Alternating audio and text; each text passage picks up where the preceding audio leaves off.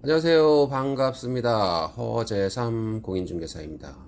제가 오늘 준비한 영상은 민법이나 주택임대차보호법, 상가건물 임대차보호법에 나오는 강행규정과 임의규정, 그리고 편면적 강행규정에 대해 상세히 말씀드리고자 합니다.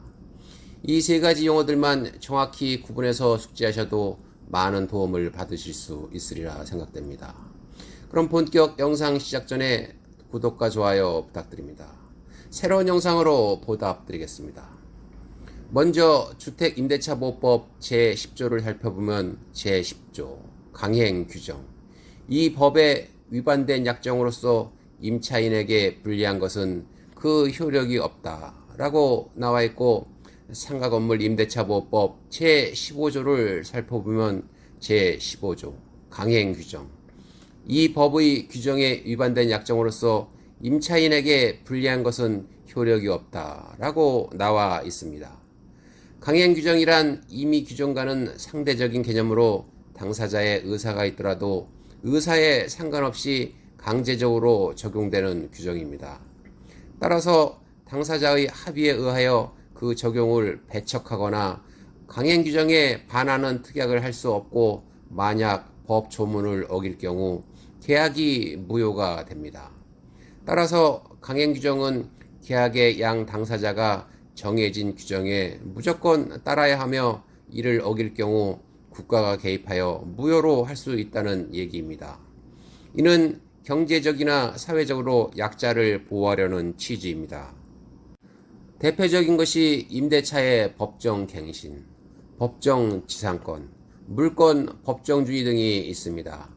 이에 반해 임의규정은 법률에 정해진 내용이라도 당사자가 상호 합의하에 다른 약정을 하게 되면 그 약정이 법률 규정보다 우선하게 되는 경우입니다. 임의규정은 당사자의 의사에 의하여 그 적용을 배제할 수 있는 규정으로, 그 부분에 대하여 당사자 사이에 아무런 약정이 없거나 그 내용이 정확하지 않을 경우 이를 보충하기 위한 규정입니다. 민법상 임대차에서의 임의규정은 매도인의 담보책임, 위험부담, 매매계약 비용 부담, 동시이행의 항변권, 임대인의 수선 의무, 임차인의 비용상한 청구권 등이 있습니다. 마지막으로 편면적 강행규정을 살펴보겠습니다.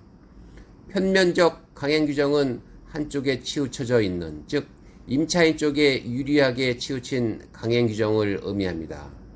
이는 계약 당사자 중 일방에 대해서만 강행규정을 적용하고, 강행규정을 위반한 특약이 임차인에게 불리하면 무효로 하고, 임차인에게 유리한 경우에는 임차인이 유효를 주장할 수 있는 법 규정을 말합니다. 국민 주거생활의 안정을 꾀하고 경제적 약자인 임차인을 보호하자는 취지로 만든 주택임대차보호법이나 상가건물 임대차보호법, 건물 임차인의 부속물 매수 청구권, 토지 임차인의 갱신 청구권과 지상물 매수 청구권 등이 편면적 강행 규정이라고 보시면 됩니다. 즉, 이 규정은 임대인 임차인 모두에게 동등하게 적용되는 것이 아니라 어느 한쪽에만 유리하게 적용된다고 보시면 됩니다. 즉, 주택임대차보호법이나 상가건물 임대차보호법에 위반된 약정은 모두 무효가 아니라 임차인에게 불리하면 무효이고 유리하면 효력이 있다는 얘기입니다. 예를 들어 주택임대차보호법 제4조 임대차 기간 등을 보시면 1항, 기간을 정하지 아니하거나 2년 미만으로 정한 임대차는 그 기간을 2년으로 본다. 다만 임차인은 2년 미만으로 정한 기간이 유효함을 주장할 수 있다는 조항이 있습니다. 임차인이 계약기간을 1년으로 정했다 하더라도 2년까지는 거주가 보장되며 계약 조건대로 1년만 살고 나갈 수도 있습니다. 반면 임대인은 임차인에게 1년 후에 나가라고 할 수도 없고 무조건 2년을 살라고 강요할 수도 없다는 얘기입니다.